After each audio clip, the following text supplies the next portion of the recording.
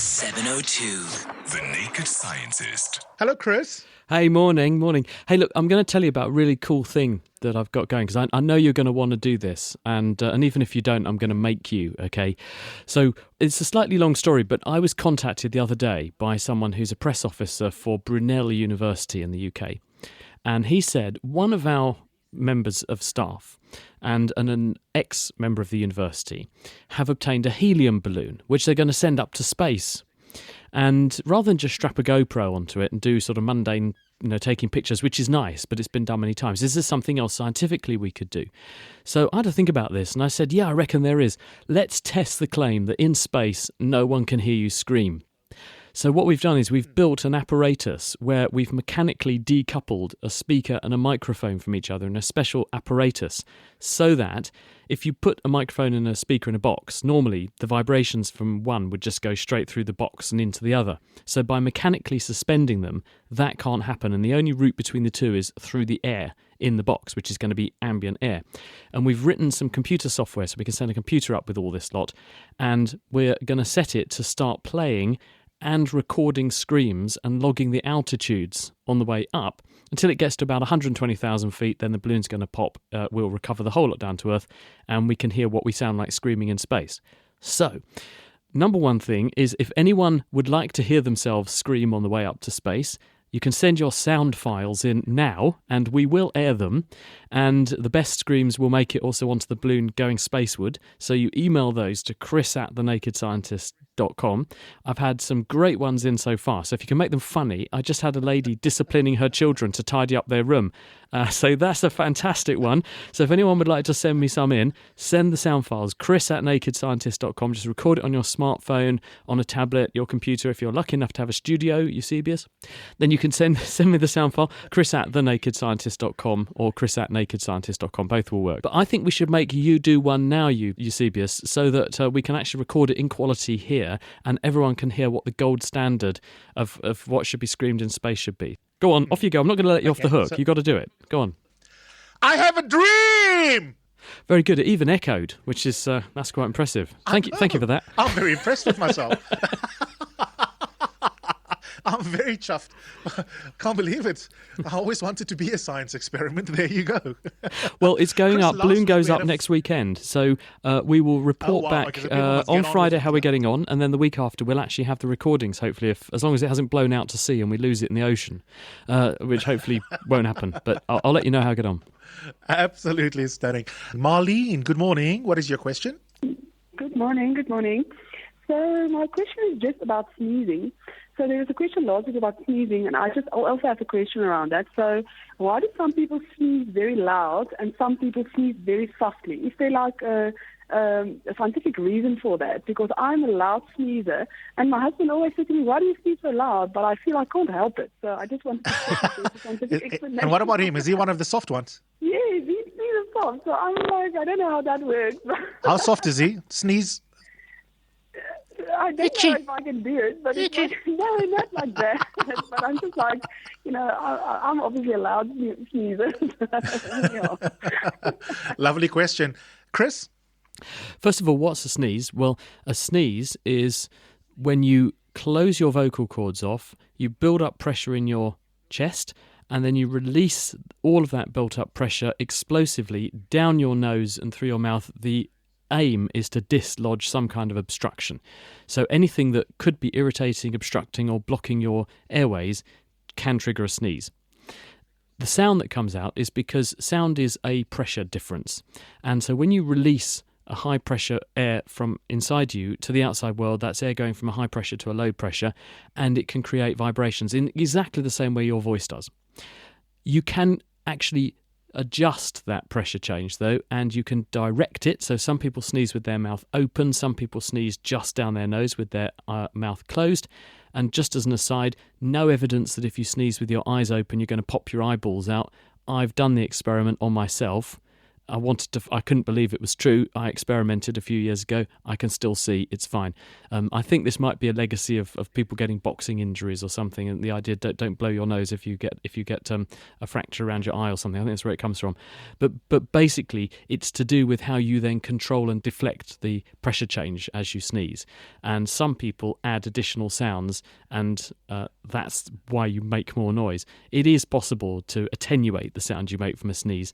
And so I think to a certain extent it comes down to whether you're an extrovert as well. So if you feel like you're making a big sound, people tend to make a big sound. 702. The Naked Scientist. Schultz, good morning. Good morning. Wolf, what is he asking there in the background? Yeah, Eusebius, how's it? I'm good, thanks. Yeah, you know how many weeks I've been trying to get hold of you. I'm so sorry. I blame the Naked Scientist for being popular. What is your question, Schultz?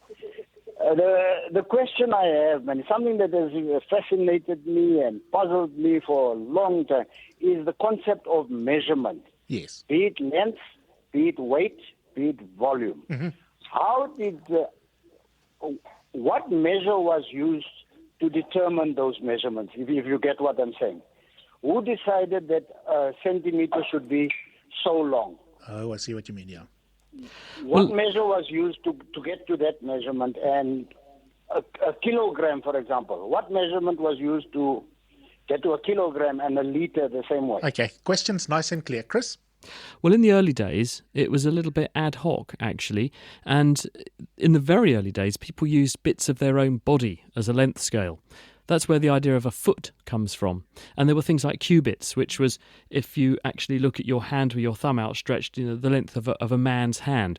The thing is, it's all a bit difficult to reproduce. And when you start to make things that require more precision, it's not really satisfactory. So those sorts of early measures, like a yard, which was apparently a stride, a foot, the length of a person's foot, the cubit, the hand span, etc., those all went, and people said, let's have a standard measurement. And so initially things like yards were standardised by having a piece of wood that then people compared them to. And the kilo is a really neat example, actually, because in about 1889, they decided to have a standardised kilo all over the world by actually issuing people with chunks of metal that weighed a kilo. Now, Le Grand K, which was the master kilo against all of which these were compared, was in Paris, hence the Le Grand K.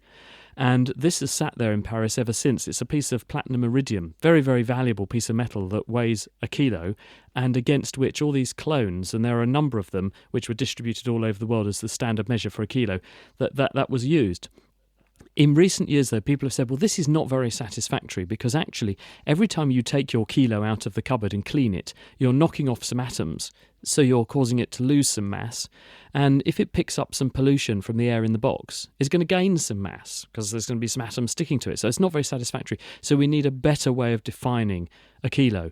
And just in the last month or two, we've actually now had ratified by the organisation that decides on how we're going to weigh and measure things, that we're actually going to redefine the kilogram, and this hunk of metal that we've all been using for over 100 years, that's gone, and we're now redefining the kilo in terms of a fundamental universal constant. There's something called the Planck constant, and through various complex mathematics, you can relate that value of the Planck constant to the amount of force you need from an electromagnet to support a mass of 1 kilogram.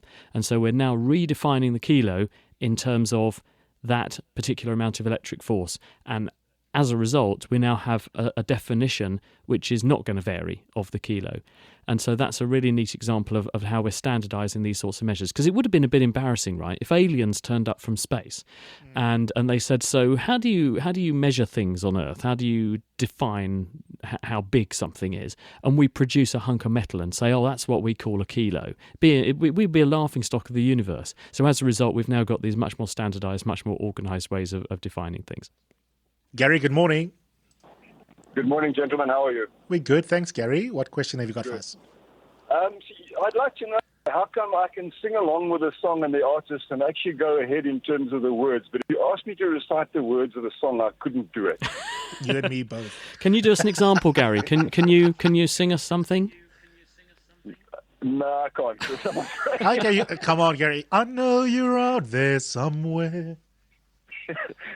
Something like that.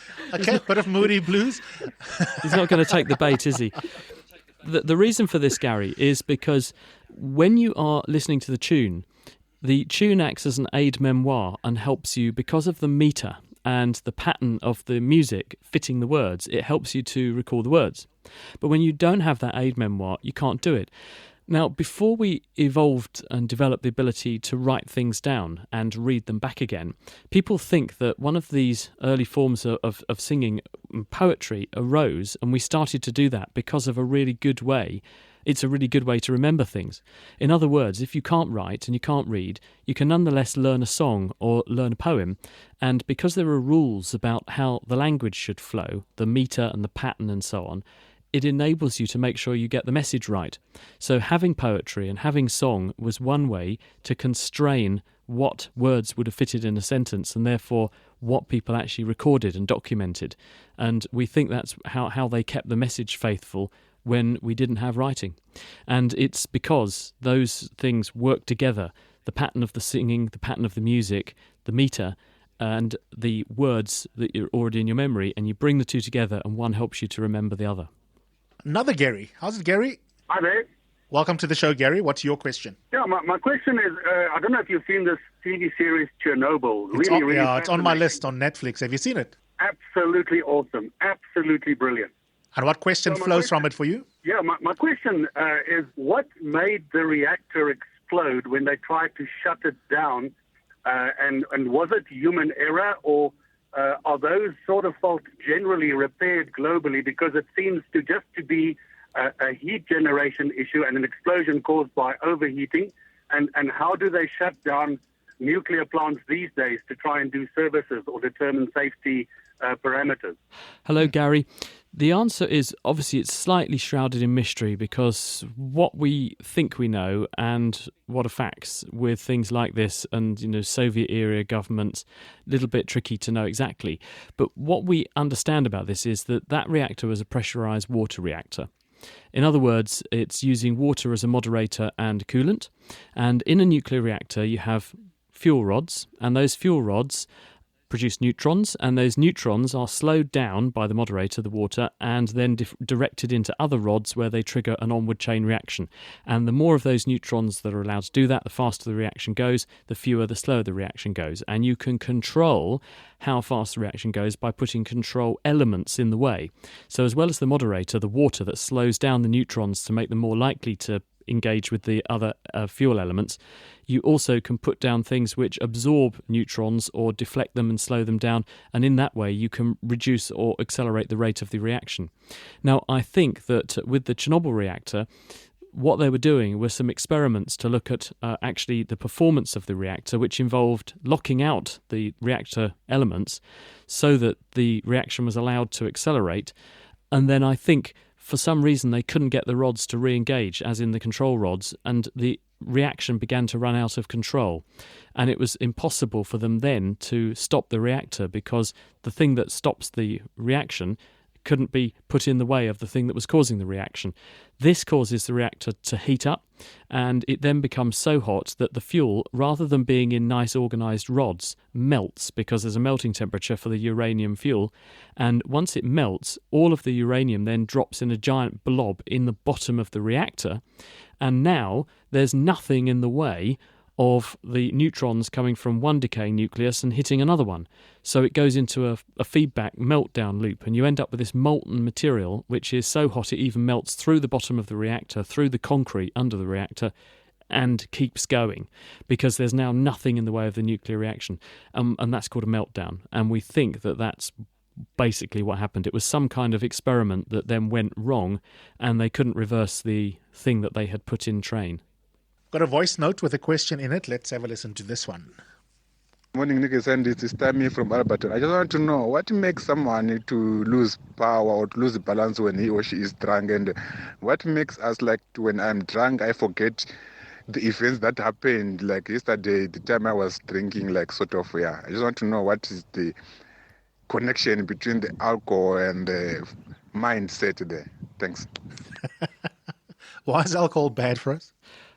Alcohol is bad for us if used in other than moderation for many, many reasons, and I'm sure that's something you would never do, Eusebius.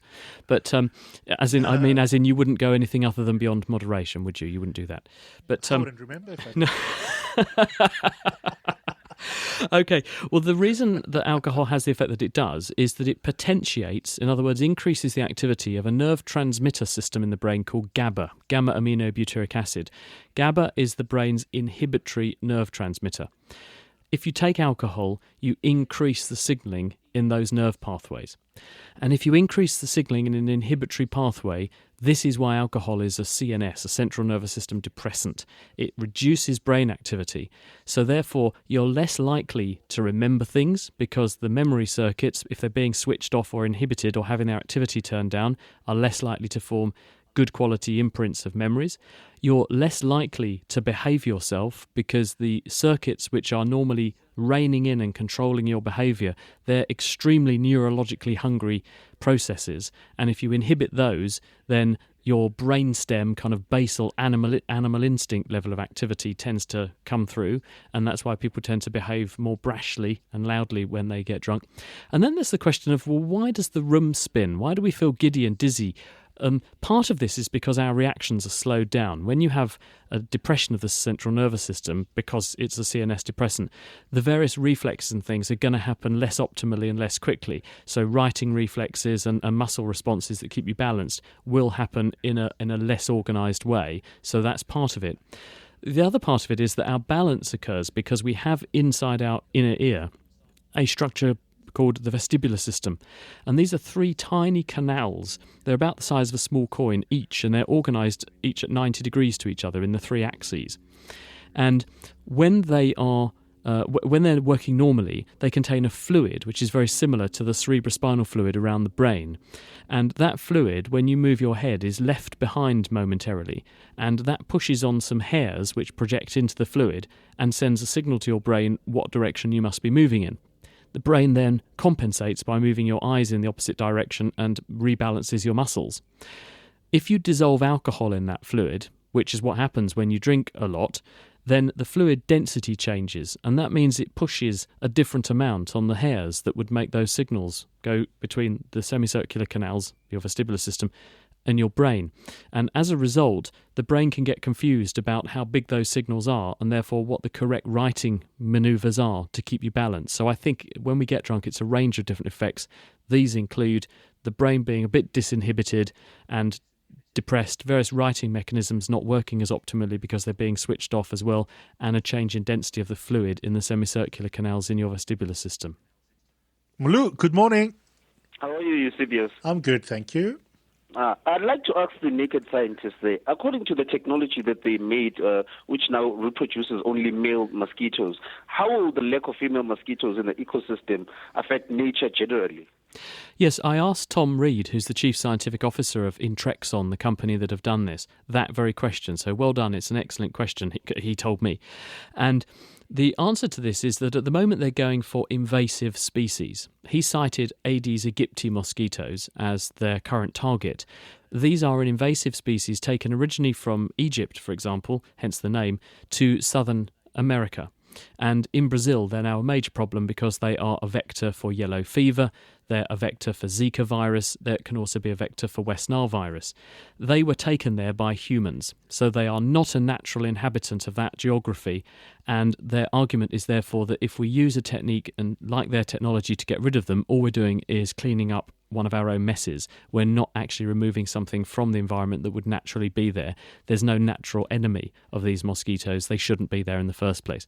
I then put it to him, well, if we do this with Anopheles mosquitoes that do spread malaria, is that not a problem? Because they are supposed to be there. They are a natural part of the ecosystem. And he said, well, there is that consideration, but it is possible if you are, for want of a better phrase, surgical with your intervention. You deploy your mosquitoes into a certain geography. You can predict mathematically how many males, if you release that many males that have been modified, how quickly the population in that geography will crash and how quickly the effect will wear off. And you could use this as a sort of surgical intervention to just treat high-risk geographies for a period of time rather than trying to completely eradicate the mosquito from that area or the world as a whole. Helen, good morning. Hi, good morning. Let's squeeze in your question quickly. Yes, something has bothered me. How come some people are not born, but are happy all the time? Most of the time they make the best of life, and then you've got other people that do the total opposite. Which are you? Normal or... Oh, no, don't ask me that one. Yeah, I know what you mean. People like Aki, my good friend and colleague. Aki is always happy. Yeah, I'm a glass half full person because the world breaks down into glass half full and glass half empty people. Some people are very good at looking on the bright side. Some people are very good at looking not on the bright side. And I think it's actually a natural human trait that actually we have evolved to see the best and remember the best and have pleasant recollections of the past and look positively to the future. Because if we didn't, there's a danger this could become a self-defeating thing where if we become too introspective and worry too much and ruminate about what could have been or what's gone wrong, then it harms your ability to triumph and flourish in future. So I think it's part of our evolutionary programming that we have the tendency to be glass half full type people, but not everyone has inherited that. And it might be that's part of society's rich tapestry, that some people just aren't very good at being optimists. But luckily I'm not one of them. I'm very much an optimist. Are you? Yeah. Part of the tapestry of nature that some people are sour. I see what you did there, being half full person. You were listening too carefully. Thanks, Chris. Chris, thanks for sharing your wisdom with us and explaining it so lucidly as always. We'll do it again next week. Thanks, everybody. See you next time. Bye-bye.